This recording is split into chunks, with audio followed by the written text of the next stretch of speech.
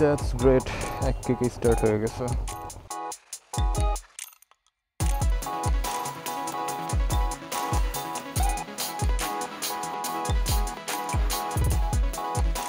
আচ্ছা, এই হচ্ছে বাইকের কন্ডিশন, মানে মানে ওয়াশ করবো বললা এখন পর্যন্ত ওয়াশ করা হয় নাই।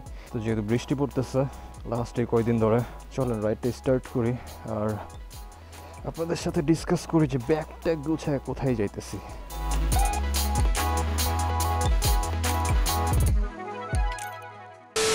তো মেইনলি আসলে এই রাইডটা স্টার্ট করার আগে আমার দুইটা জিনিস করা খুবই ম্যান্ডেটরি। এটার প্রথমটা হইতেছে আমার বাইকে তেল নেওয়া লাগবে, আর সেকেন্ড অ্যান্ড ফাইনাল যেটা ম্যান্ডেটরি একদমই না হইলেই না, সেটা হচ্ছে আমাকে একটা চা খাইতে হবে। সো চাটার পর্ব আগে শেষ করব, তারপরে হচ্ছে গিয়ে ফুয়েল নিয়ে ফাইনালি রাইডটা স্টার্ট করবো অ্যান্ড আপনাদের সাথে মোটামুটি ডিসকাস করা শুরু করব যে কই যাচ্ছি, কি হইতেছে না হইতেছে। অ্যান্ড আজকে আবারও ওই আগের পাম্পটা থেকেই নিব ফুয়েল, কারণ আগের যেইবার নিচ্ছি ওইবার আসলে ফুয়েলটা ভালো ছিল, মানে এখনও যেটা চলতেছে আর কি।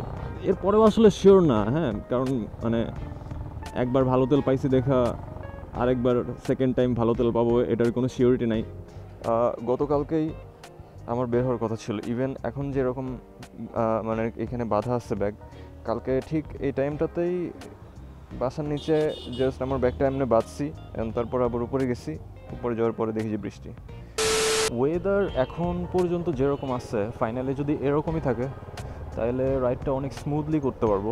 যদি বৃষ্টি আসে তাহলে হয়তো বা একটু ঝামেলা হতে পারে, কারণ আমার কাছে বৃষ্টির কোনো প্রোটেকশন নাই।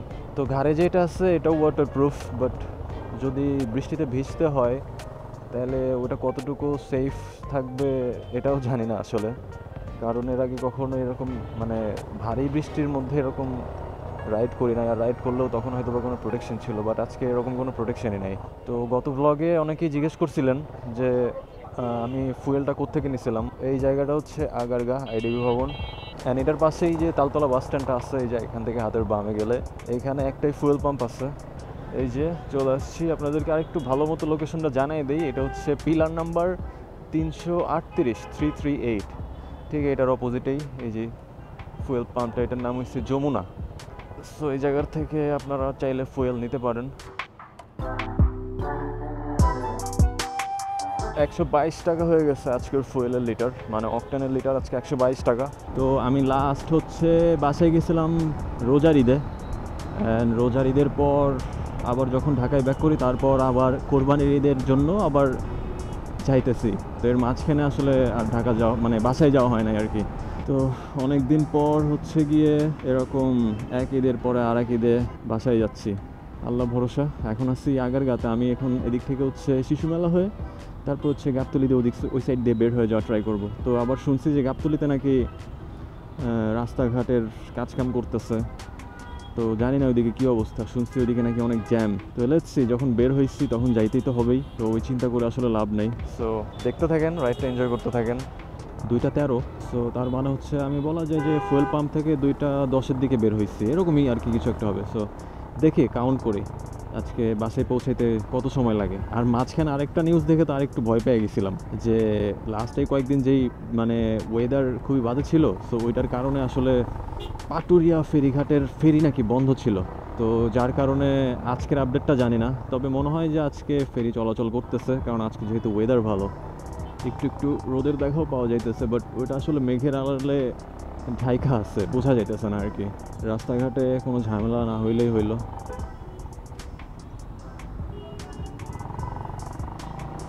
সেরা একটা ইউটার্ন নিলাম। উফ ভাইয়া, এগুলো তো ঠিক না।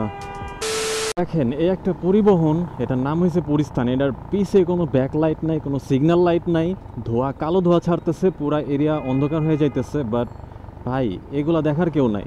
রাস্তায় সেফটি সিকিউরিটির জন্য অনেক পুলিশ আছে। আজকের ব্লগটা মনে হয় একটু বড় হইতে পারে, তার কারণ একটু বেশি হয়তো বা ফুটেজ নেব, ডিপেন্ডস, এখনও আসলে শিওর না। Depends on situation, depends on moment, কেমন মোমেন্ট। একটা সিএনজি আমার এমনভাবে চাপ দিচ্ছে দেখলেনই তো, মানে এর আমি কিছু বলতে চাই বলতে পারলাম না, কি বলবো। ওরে কিছু বলতে গেলে আমার ওই টাইমটাই নষ্ট, ওরে কিছু বললা তো ওটা ওর কোনো কাজে আসবে না, বা ও তো কেয়ার করবে না। দেখেন এটার বাসের পিছের অবস্থাটা দেখেন। গাবতলী এরিয়াটা পার হয়ে গেলাম, আসলে দেখছেন এটা হচ্ছে মানে বেসিক্যালি এই দুপুর টাইমে আসার অ্যাডভান্টেজ। রাশ থাকলেও আসলে ওরকম সব থেকে বেশি রাশ থাকে আসলে সকালের টাইমটা আর বিকেল রাত, এই টাইমটা মানে দুপুর বাদে বাকি পুরো টাইমটাও আসলে অনেক বেশি রাশ থাকে। এটা ঢাকা হোক বা যে কোনো জায়গায় হোক, সব জায়গাতেই এই জিনিসটার কারণে দুপুরবেলা বের হইলে এই অ্যাডভান্টেজটা পাওয়া যায়, কারণ রাস্তাঘাট অনেক বেশি ফাঁকা থাকে। আর হ্যাঁ, এবারও ফুয়েলটা মোটামুটি মনে হচ্ছে ভালো, আগের মতোই সেম পারফরমেন্স। আচ্ছা আসলে অনেক কাছ থেকে আপনাদের একটা জিনিস এক্সপিরিয়েন্স করে, এই যে পিছনে যে লাইটগুলো দেখতেছেন না বাসের, এগুলো কিন্তু একটা লাইট নেই, এগুলো সব রং করা, মানে এগুলো হচ্ছে সব রং, একটা লাল, একটা বেগুনি, একটা হলুদ, একটা নীল, টেল লাইটের জায়গায় রং করে রাখছে, বাট লাইটগুলো নাই ভাই। তাহলে মানুষ কেমনে বুঝবে যে মানে কখন আপনি ব্রেক ধরতেছেন, কখন আপনি স্লো করতেছেন? এটা মানুষ কেমনে বুঝবে? বা আপনার কোনো ইন্ডিকেটরও নাই যে আপনি কোন দিকে যাইতেছেন। জাহাঙ্গীরনগরের পাশ দিয়ে যাইতেছি এখন, আর ব্রেক যখন একটা নিতে মন চাইছে, এখানে একটা ছোট্ট একটা চায়ের ব্রেক নিয়েই নেই, মন চাইলে তো আসলে নিতেই হবে। এখান থেকে একটা ব্রেক নিয়ে তারপরে একদম পাটুরিয়া ফেরিঘাট, এর মাঝখানে আর কোনো ব্রেক নেব না। সুন্দর একটা চায়ের দোকান আছে রাস্তার পাশে, এখানেই চাটা খেয়ে নেই। দুপুর 2:50 আর এখান থেকে আবারও এক কাপ চা খেয়ে নিলাম। ভালো ব্যাপার হয়েছে রোদ উঠে গেছে, ওর এইখানে দেখি ট্রাক পুরো উল্টায় আছে। আয় হায়, কেমনে কি?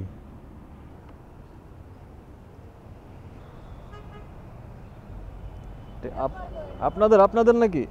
এটা তোমাদের গাড়ি নাকি? কি অবস্থা! তো এই যে এখানে লাগাই দিছে পুরাটা, অবস্থা খুবই বাজে। হয়তোবা ঘুমের ঘোরে এই ব্যাপারটা ঘটছে। ওনার সাথে তো আসলে কথা বলার মতো এরকম স্কোপ নাই। তো যাই হোক, জিনিসটা দেখে আসলে খুবই খারাপ লাগতেছে। হাইওয়েতে আরেকটা কথা আপনাদের সাথে শেয়ার করে রাখি, এটা হচ্ছে যখন আপনি কোনো বড় বড় ভেহিকেলের সামনে দিয়ে বা পেছনে দিয়ে যাবেন, তখন এরা এই লাইটের বাইরেও হাত দিয়ে কিছু সিগন্যাল দেয়, যে সিগন্যালগুলো অ্যাকচুয়ালি ফলো করা উচিত, কারণ তারা ওইটা দিয়ে বোঝায় যে আসলে বামে জায়গা আছে কি না, অথবা অনেক সময় গাড়ির পেছন থেকে লাইট দেখে আসলে বোঝা যায় না, বা সাইড দেখে বোঝা যায় না যে সামনে আমি ওভারটেক করতে পারবো কি না। সো ওই মুহূর্তটাতে আপনি যদি পাস লাইট দেন, বা আপনি যদি কোনোভাবে বুঝাইতে পারেন যে আপনি পাস করতে চান, তাহলে ওই ক্ষেত্রে ওরা সামনের পজিশন বুঝে আপনাকে হাত দিয়ে ইশারা করে। যদি আপনার যাওয়ার মতো অবস্থা হয়, তাহলে আপনাকে হাত দিয়ে এরকম ইশারা করে দেয় যাইতে। সো এই সিগন্যালগুলো একটু ফলো করা উচিত। ও, বৃষ্টি শুরু হয়ে গেছে বলতে বলতেই। তো এখন কোথাও একটা দাঁড়াইতে হবে, কারণ আসলে বৃষ্টিতে ভেজা যাবে না, ভিজলেই ঝামেলা আছে। সামনে কোনো একটা চায়ের দোকান পাইলে দাঁড়াইতে হবে, ওর যে কোনো একটা জায়গা পাইলে দাঁড়াইতে হবে। আজকে রেইনকোটটা কাছে থাকলে হয়তো বা সামনে কোথাও রাইডটা বন্ধ করা লাগতো না, বাট রাস্তাটা যা লাগতেছে ভাই। দুপুর 3:32 বাজে আর বৃষ্টি শুরু হয়ে গেছে, মানে টুকটাক হালকা পাতলা বৃষ্টি হইতেছে। ক্যামেরায় আমার মনে হয় যে বোঝা যেতেছে না। তো আমার এই যে হাতা টাতা অনেকখানি ভিজে গেছে, আর আমার পিছনে যে ব্যাগটা ছিল এটা আমি সামনে নিয়ে নিয়েছি, যাতে করে হচ্ছে আমার সামনের পার্টটাতে আর কি না ভিজে আর কি। এনভায়রনমেন্টটা অনেক জোস আসলে, এনভায়রনমেন্টে রাইড করে অনেক মজা, কিন্তু যদি রেইনকোটটা থাকতো তাহলে হয়তো বা আরেকটু বেশি মজা লাগতো।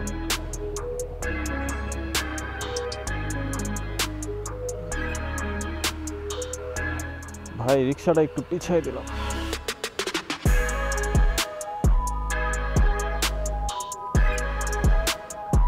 এখানে একটু দাঁড়াইতেই হবে, নাইলে অবস্থা খারাপ হয়ে যাবে। এই মারিস না, অটোমেটিক্যালি মেরে নেই রে ভাই।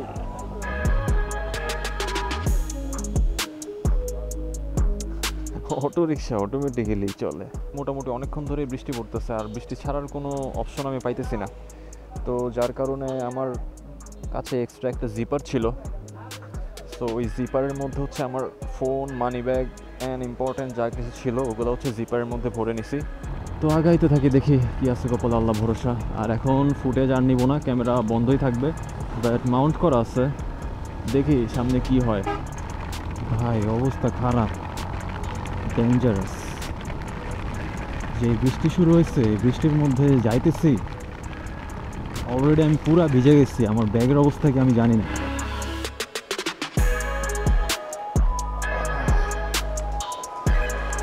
বাপ রে বাপ, এতক্ষণ যাও বা একটু ধীরে সুস্থে পড়তেছিল, এখন একদম ঝাইরা মোছা পড়া শুরু হয়েছে। 4:30 আর ফাইনালি বৃষ্টিটা হয়তো বা 3-4 মিনিট আগেই থামছে, বাট বৃষ্টি থামার আগে যে একটা বৃষ্টি পড়লো পুরা ভিজায়া একদম, মানে বৃষ্টি আমি একদম পুরো ভিজে গেছি, আপনারা তো দেখছেনই অলরেডি। এখন তো মানে প্রচণ্ড পরিমাণে ঠান্ডা লাগতেছে। আমার প্ল্যান আছে যে ফেরিতে উঠা, যেহেতু কাছে জামা কাপড় সব কিছুই আছে, ড্রেসটা পাল্টায় ফেলবো। আশপাশের পরিবেশটা এত অ্যাস্থেটিক লাগতেছে, অন্য লেভেলে, জাস্ট খালি চোখে অসাধারণ লাগতেছে।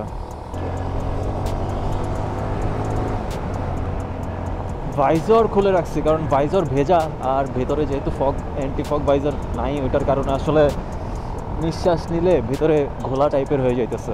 তো যার কারণে ভাইজর খুলেই চালাইতেছে, একটু কষ্ট হইতেছে যদিও। টিকিট নিয়ে নিচ্ছি ওদিক থেকে, টিকিটের দাম আগেরটাই আছে 140। আর এইখান থেকে ফেরিঘাটের যে অবস্থা দেখতেছি, মানে নদীর যে অবস্থা, পানি যে বাড়ছে ভাই রে ভাই, ওরে ভাই কি পানি বাড়ছে রে আল্লাহ! নদীতে প্রচুর পানি, প্রচুর প্রচুর। টিকিট তো আছে, কিন্তু আপনারা যে জায়গায় দাঁড়াইছেন ওই জায়গায় তো দাঁড়ানোর অপশন নাই, বুঝেন নাই? পানির অবস্থাটা একবার দেখেন ভাই রে ভাই, এরকম পানি পদ্মায় ভাই এর আগে আমি কখনো দেখি নাই।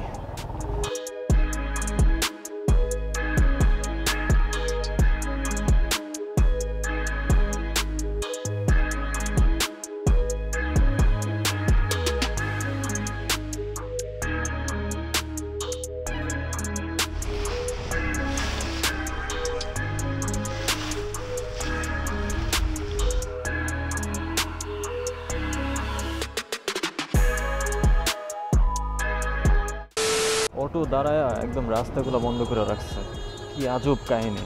মানে অটোওয়ালাদের যে কমন সেন্স কোন জায়গায়, এই জায়গায় দেখলেই বোঝা যায়। রাস্তাটা অনেক কাদা হয়ে আছে। আচ্ছা, আমি একটু অফরোডিং করি। অলরাইট, চলে আসছি আমরা এই সাইডে। আর নদীতে এত পানি, এর আগে আমি এত পানি দেখি নাই নদীতে। ঠিক 5:52 বাজে এখন, মানে 6টায় আর কি। সো এখান থেকে বাসা পর্যন্ত যাইতে আর কত, 1 ঘন্টা লাগবে। অ্যারাউন্ড 6টার আশপাশেই বাসার মধ্যে পৌঁছায় যাবো ইনশাআল্লাহ। আর আমাদেরকে কৃষ্ণচূড়া অভ্যর্থনা জানাই দিল দুই সাইড দিয়ে, দুই সাইডের গাছ। খুব ভালো লাগতেছে এই গাছগুলো দেখতে। মেঘ এখনও আকাশে প্রচুর, বৃষ্টি হওয়ার সম্ভাবনা এখনও অনেক আছে। কালো ধোঁয়ার গন্ধ সেই। এখান থেকে Faridpur 30 kilometre, Khulna 195, Jessore 130। And look at the view man. সামনে কয়েকটা ঘুম ভাঙানিয়া বিট আছে, এই যে বলতে বলতে এই বিটগুলো খুব বিচ্ছিরি লাগে।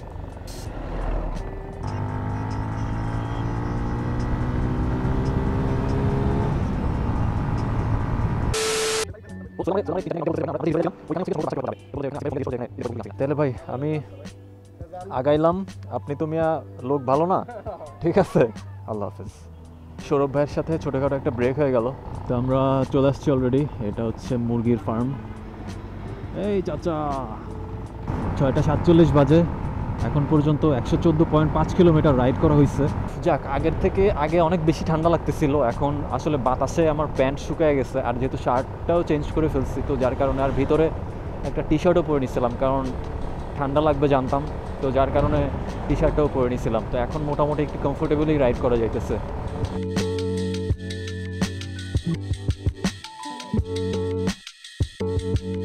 সন্ধ্যা 7:01 আর মাগরিবের আজান হয়ে গেছে। ও মাই গড, 7টা বাজে এখনও এদিকে আলো।